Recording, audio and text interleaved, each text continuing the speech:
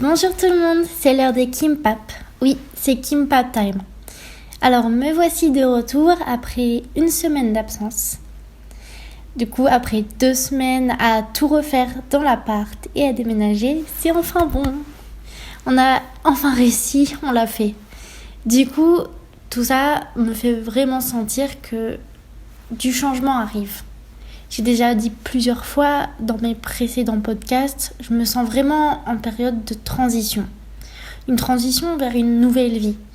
Déménager, c'est déjà un très bon début. Alors j'avoue, j'ai l'espoir que ma vie tourne enfin vers le positif. Parce que, pas que tout soit rose, mais que le quotidien soit plus supportable, voire même me rende heureuse. Une bonne chose qui est arrivée également, c'est vous. Pourquoi ? Parce que petit à petit, vous êtes plus nombreux à écouter ce podcast et je vous remercie vraiment 1000 fois pour ça.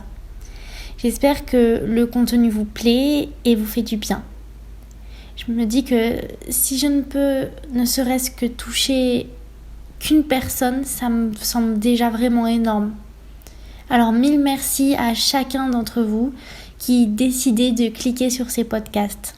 En fait, tout ce changement m'a fait me rendre compte de quelque chose. Et c'est le thème que j'aimerais aborder aujourd'hui.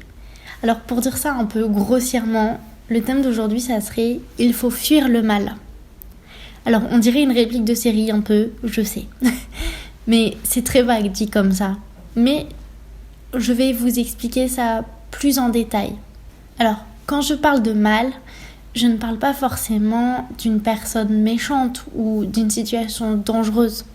Je dirais que pour moi, dans ce cas, le mal désigne tout ce qui vous rend mal à l'aise, qui vous empêche finalement d'être heureux. Pour ma part, ma situation et la manière dont je vivais était en partie ce qui me rendait mal.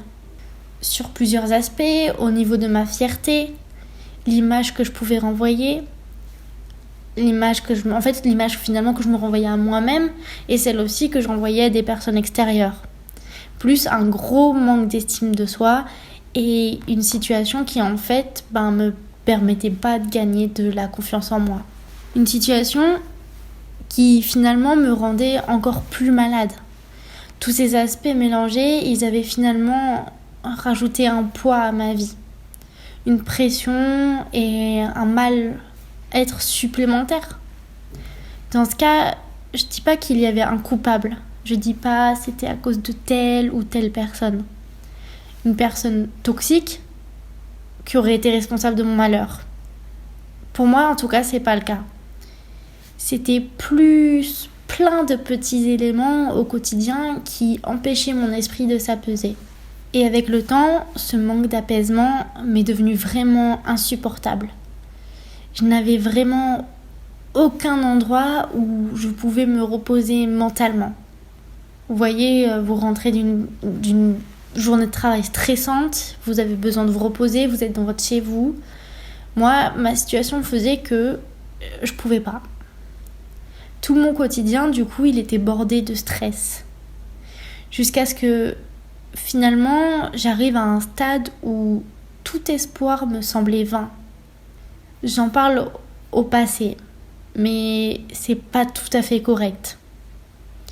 Aujourd'hui, c'est mieux, vraiment. Tout n'est pas parfait. Certains points restent compliqués. Je veux dire, quand on est au fond du gouffre, quand on a cette sensation que rien ne peut s'arranger, on ne peut pas aller mieux en un jour. Mais j'ai l'intime conviction que le changement, il ne fait que commencer. Je pense que le fait d'être au chômage, ça m'a vraiment permis de prendre du recul. Le fait de ne plus faire un travail qui m'angoisse. C'est assez étrange à dire, mais ça m'a tourmentée et ça m'a aidée à la fois. Tourmentée pour le côté financier en partie, et le côté j'ai pas de travail, qu'est-ce que je vais faire ?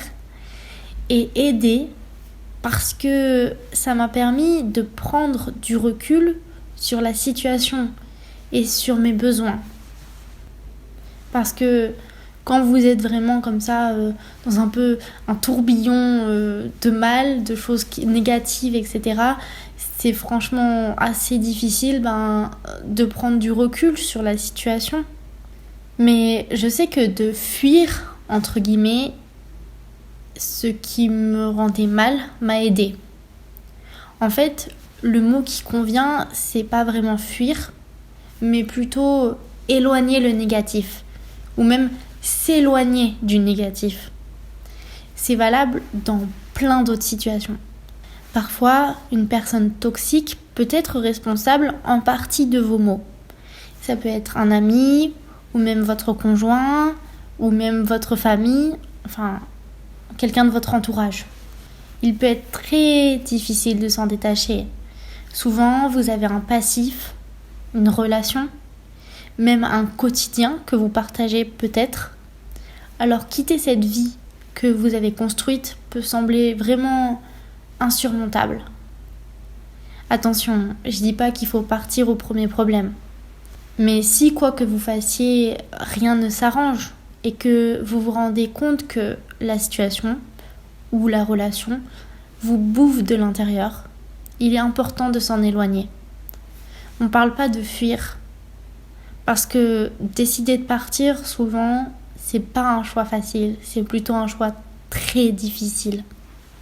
Parce que c'est un choix qui, pendant un temps, va compliquer notre quotidien.